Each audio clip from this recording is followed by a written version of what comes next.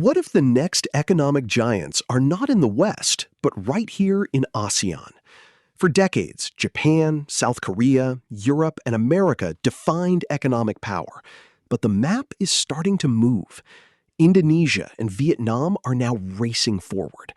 Indonesia brings scale, a huge population, a massive home market, and strategic resources.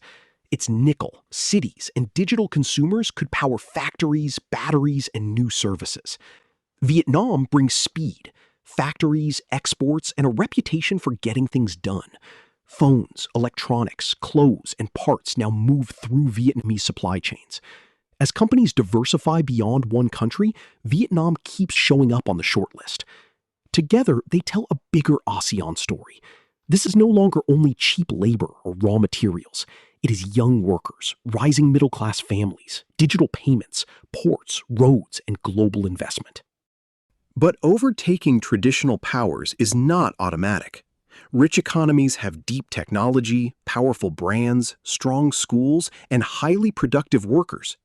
Indonesia must turn resources into higher-value industries, not stop at digging minerals. Vietnam must grow more local champions, not only assemble products for others. Both need cleaner energy, better infrastructure, better skills, and trust from investors. So, can Indonesia and Vietnam overtake old powers? In total size, they can catch some countries if growth stays strong. In living standards, the climb is much harder. The final test is not rankings.